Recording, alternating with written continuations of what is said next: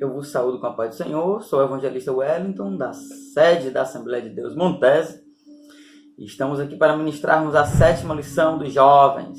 Estamos vendo neste trimestre a revista Os 12 Profetas Menores, datada do 4º trimestre de 2012.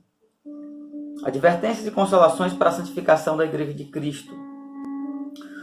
Hoje nós iremos ver Miqueias, a importância da obediência. Texto áureo. Tem porventura o Senhor tanto prazer em holocaustos e sacrifícios, em que se obedeça a palavra do Senhor? Eis que o obedecer é melhor do que o sacrificar, e o atender melhor do que a gordura de carneiros. 1 Samuel, capítulo 15, versículo 22. Verdade prática. A mensagem de Miqueias leva-nos a pensar seriamente acerca do tipo de cristianismo que estamos vivendo. Meu Deus, que cristianismo é esse que estamos vivendo? Aonde alguns que se dizem cristãos se comportam de uma maneira em casa, no trabalho, na faculdade, na rua, diante dos amigos, dos encontros casuais, e na igreja querem se comportar como cristãos. Então o livro do profeta Miqueias, ele está recheado de lições maravilhosas acerca do comportamento dos líderes, dos sacerdotes, a opressão do povo, aqueles que estavam enriquecendo ilicitamente, maltratando o pobre, tomando deles as suas terras. E assim, querendo oferecer uma adoração sem vida. Essa não é a vontade de Deus para com as nossas vidas. Leitura bíblica em classe. Miqueias, capítulo 1, do 1 ao 5. E capítulo 6, do versículo 6 ao 8. Do 1 ao 5. Palavra do Senhor que veio a Miqueias, morastita, nos dias de Jotão, Acais e Ezequias, reis de Judá, a qual ele viu sobre Samaria e Jerusalém. Ouvi todos os povos. Presta atenção, ó terra, em tua plenitude, e seja o Senhor Jeová testemunha contra vós. O Senhor desde o templo da sua santidade. Porque eis que o Senhor sai do seu lugar e descerá, e andará sobre as alturas da terra. E os montes debaixo dele se derreterão, os vales se fenderão, como a cera diante do fogo, como as águas que se precipitam em um abismo. Tudo isto por causa da prevaricação de Jacó e dos pecados da casa de Israel. Qual é a sua transgressão? Qual é a transgressão de Jacó? Não é, Samaria? Quais os altos de Judá? Não é Jerusalém? Miqueias 6, do 6 ao 8. Com que me apresentarei ao Senhor e me inclinarei ante ao Deus Altíssimo? Virei perante ele com holocaustos, com bezerros de um ano? Agradar-se-á ao Senhor de milhares de carneiros, de 10.000 ribeiros de azeite? Darei o meu primogênito pela minha transgressão, o fruto do meu ventre pelo pecado da minha alma? Ele te declarou, ó homem, o que é bom, e que é o que o Senhor pede de ti, senão que pratiques a justiça, ames a beneficência e andes humildemente com o teu Deus? Nós iremos aprender o verdadeiro significado da palavra rito. Rito é um conjunto de cerimônias e práticas litúrgicas que cumpre a função de simbolizar o fenômeno da fé. Porém, o Senhor não se agradava de suas reuniões solenes, dos seus ajuntamentos, das suas ofertas, dos seus sacrifícios, porque se tornaram ritos meramente mecânicos, apenas liturgia, sem vida, sem compromisso, sem santidade, sem sinceridade. Aqui na introdução, o problema do povo a quem Miqueias dirigiu a sua mensagem não era falta de liturgia, mas uma correta motivação para adorar a Deus. Embora cometessem todo tipo de injustiça, a geração contemporânea do profeta Miqueias, eles ofereciam seus milhares e milhares de ofertas.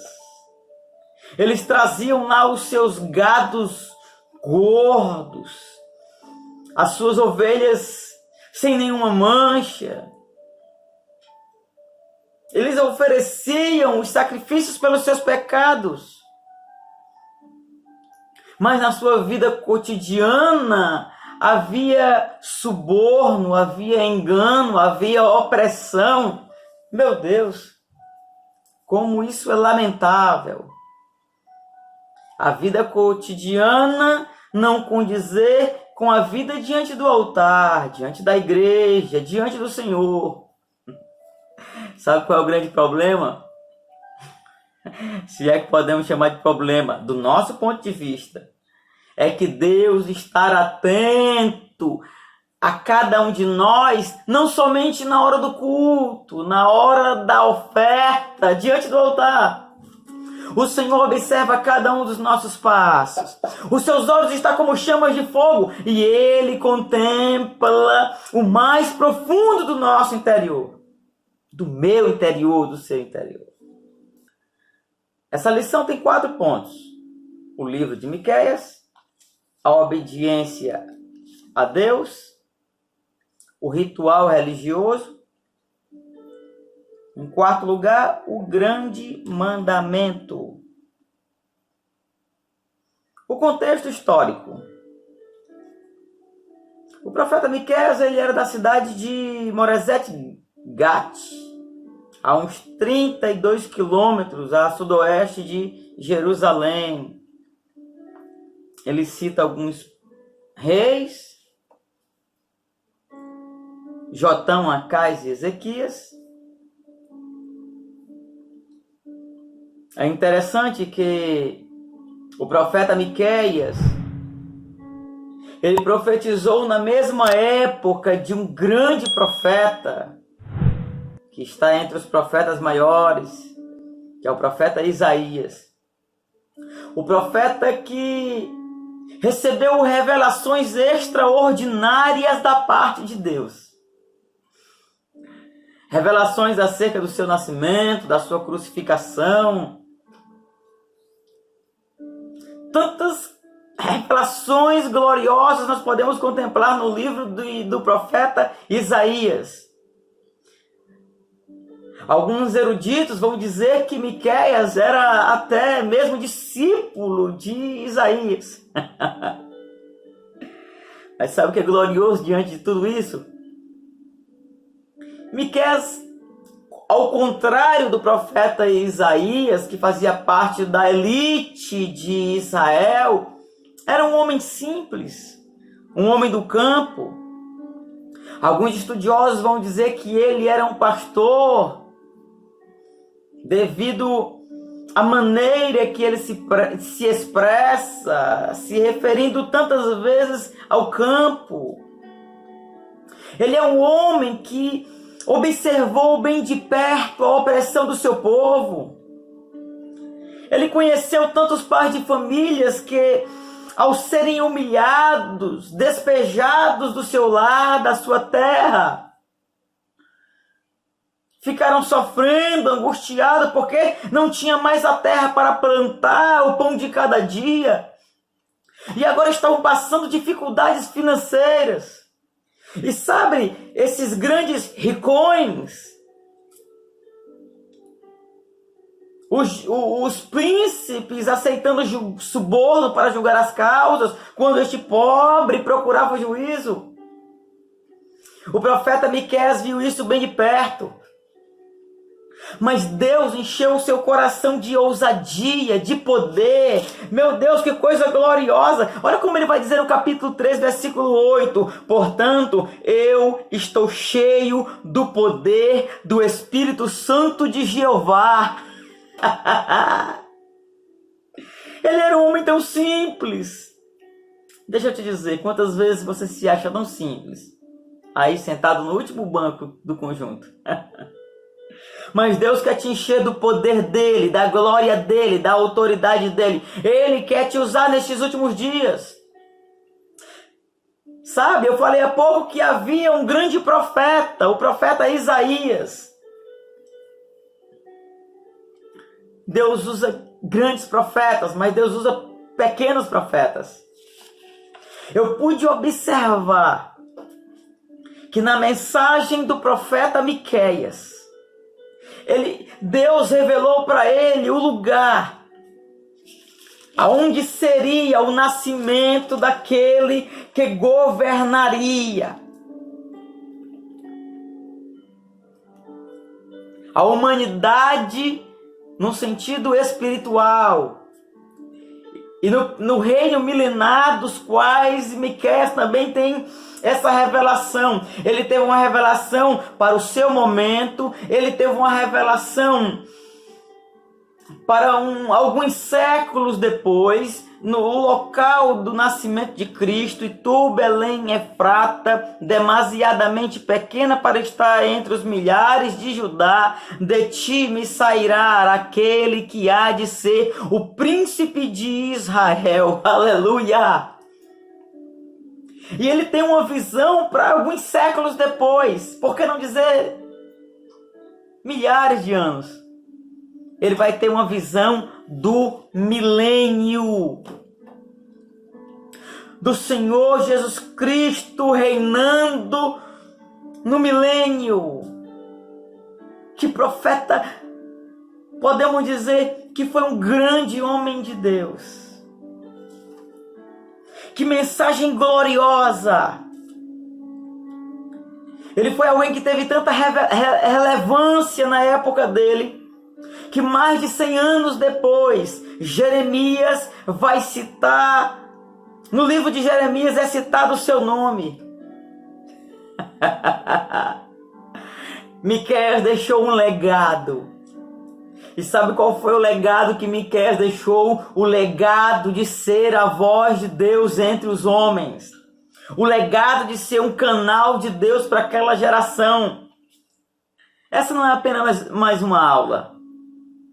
Este é o momento que Deus parou para te dizer: tenho uma gloriosa obra na tua vida, independente da tua simplicidade.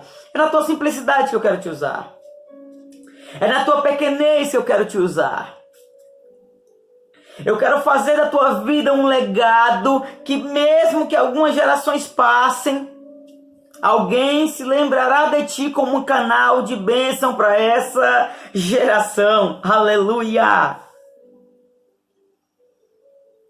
A gente vai ver aqui na estrutura do livro do profeta Miqueias, que Miqueias ele profetizou contra Samaria, ele profetizou contra Jerusalém. A profecia dele começa com a queda de Samaria nas mãos do exército assírio, sob a liderança de Salmanasé V, no ano 722 a.C. Durante o reinado de Sargão II, Israel não se rebelou, mas com a morte desse forte rei e a ascensão do seu filho Senaqueribe, Ezequias fez uma coalizão liderada por um rebelde babilônico, Merodach-Baladã. Está registrado lá em 2 Reis, capítulo 18. Senaqueribe ali querendo ameaçar Jerusalém. Só que Ezequias era um rei temente a Deus, um rei que confiava no Senhor. Ele buscou uma resposta no profeta Isaías. E o profeta Isaías, usado pelo Senhor, disse: Deus é contigo, homem, não temas. E naquela noite, com apenas um anjo, 185.000 soldados foram destruídos. E a vitória foi do povo de Deus. Aleluia! Deus protegeu Jerusalém porque o rei Ezequias confiou no Senhor. Diferente da Samaria, que não quis obedecer. Meu irmão, obedecer é melhor do que sacrificar. O assunto do livro, a gente vai ver a ira divina em relação aos pecados de Samaria e Jerusalém. Miqueias dirigiu seu discurso duro contra a idolatria, censurou a opressão aos pobres, denunciou o colapso de justiça nacional, ou por que não dizer injustiça nacional, e anunciou, como já falei de antemão, o local do Messias. Aleluia! Louvado seja o nome do Senhor. Aqui no segundo ponto, a obediência a Deus. É por isso que no capítulo 1, versículo 2, o Senhor vai dizer: ouvi todos os povos, escutem atentamente a terra. Capítulo 3, versículo 1, eu disse: ouve agora, príncipes da casa de Jacó, cabeça da casa de Israel. Capítulo 6, versículo 2, ouve. A palavra no hebraico é shema, ouvir, escutar, prestar atenção, obedecer. Não significa simplesmente uma comunicação, uma informação. Mas o real sentido desta palavra é um sentido forte, imperioso, de obedecer e acatar as ordens de uma autoridade religiosa, civil ou familiar. Em outras palavras, essa obediência ela é precedida pela compreensão, pelo um ato amoroso de acatamento da mensagem divina. É alguém que escuta a palavra e está disposto a obedecer ao seu Senhor. Aqui a palavra vai dizer a desobediência das nações. O Senhor não é apenas um Deus, uma divindade tribal que habita entre quatro paredes, não. Ele é um Senhor soberano, é o Deus Altíssimo que está além das estrelas, além do universo. Mas a ira de Deus, ela é manifestada. O profeta descreve de forma pitoresca a reação divina contra os povos. O Senhor desce de seu santo templo. Olha o que a palavra de Deus diz no capítulo 1, versículo 3. Porque eis que o Senhor Jeová sai ao seu encontro e descerá e pisoteará sobre as alturas da terra. Meu Deus.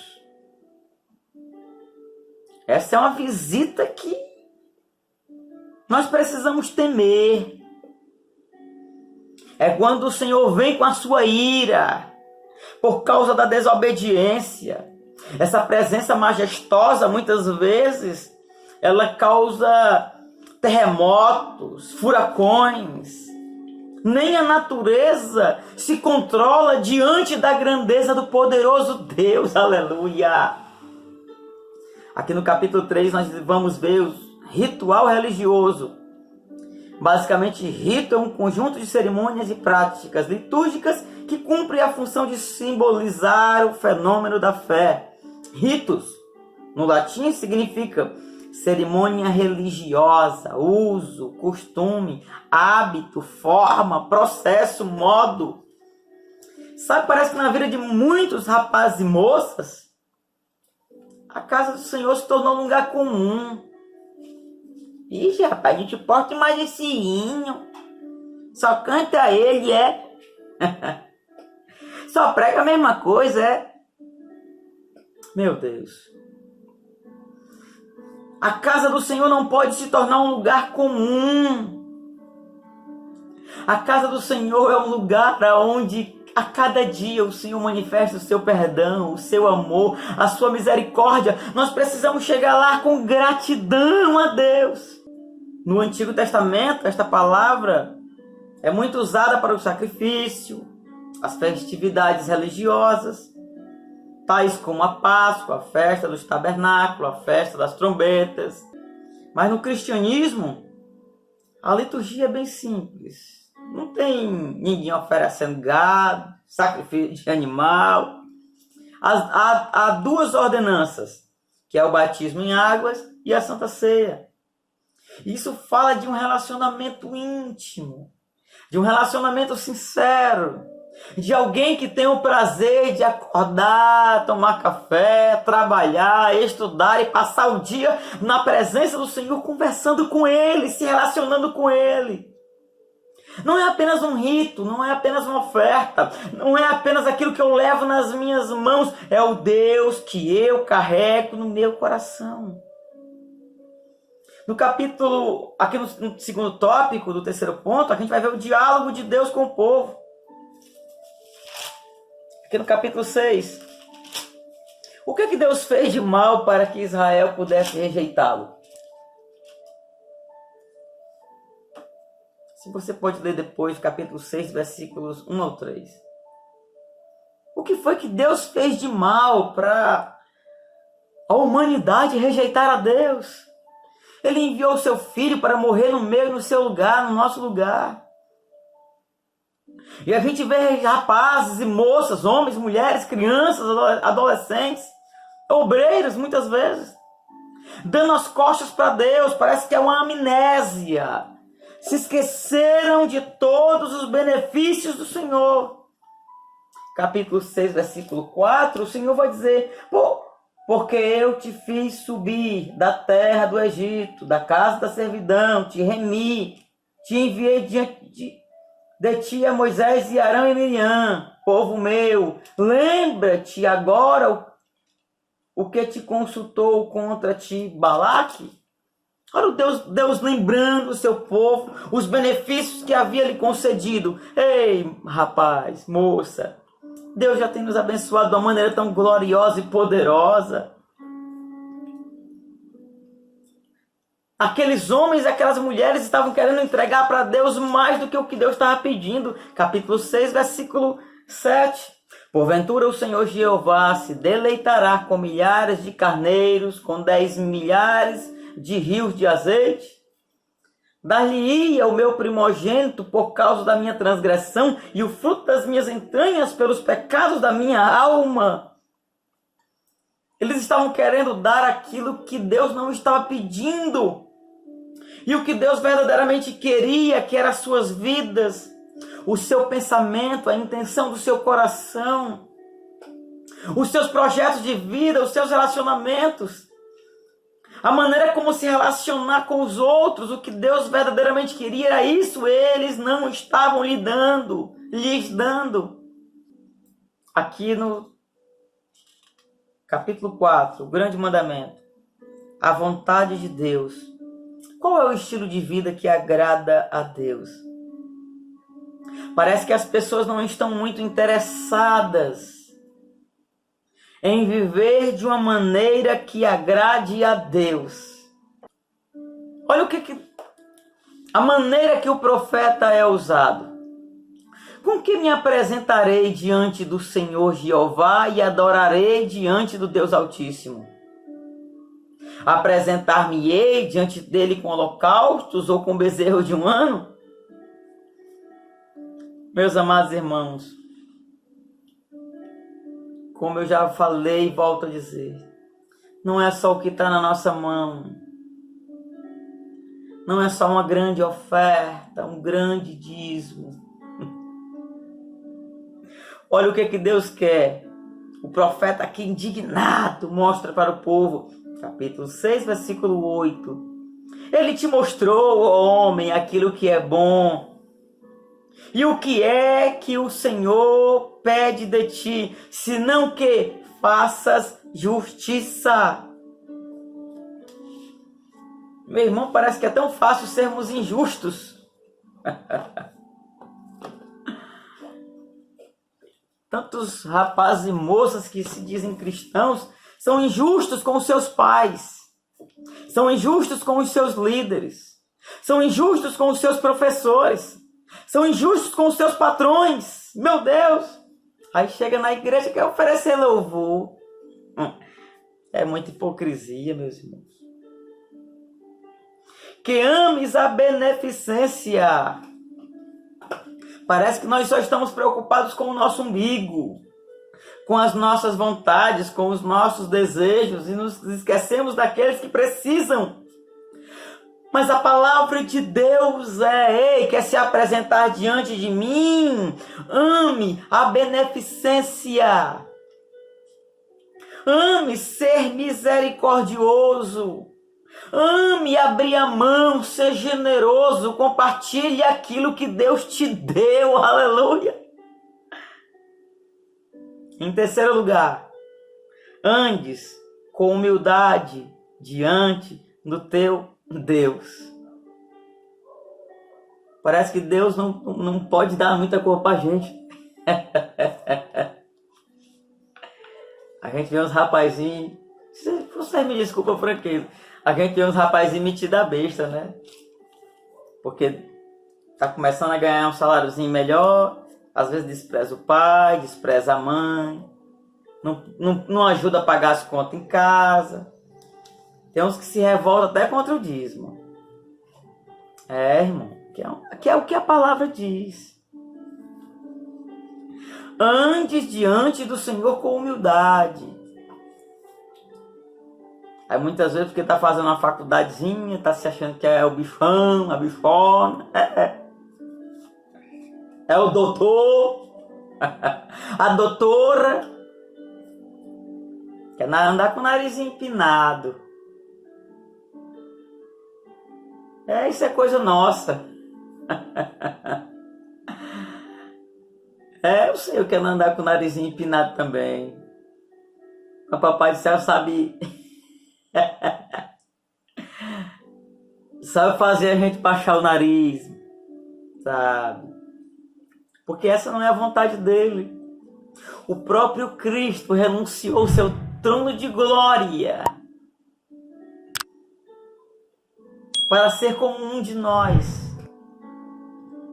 Ele se humilhou de uma maneira tão poderosa que assumiu a morte de cruz, só para nos dar o direito de vida eterna.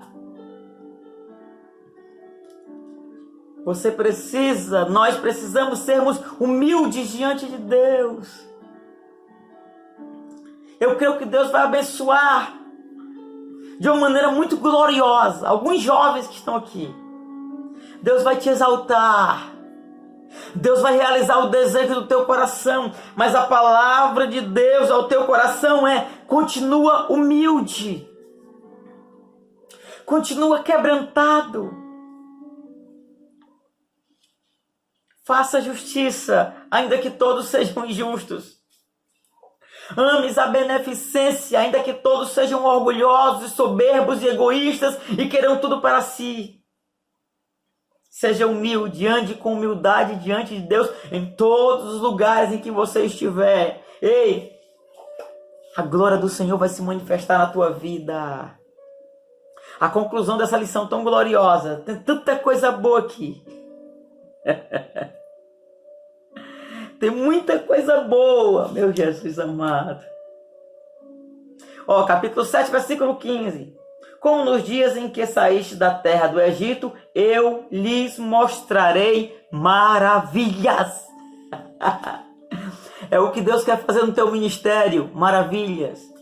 É o que Deus quer fazer no teu futuro lar, maravilhas. É o que Deus quer fazer por intermédio da tua vida, maravilhas. Eu vou parar por aqui, tá? Conclusão. A lição para todos nós é esta.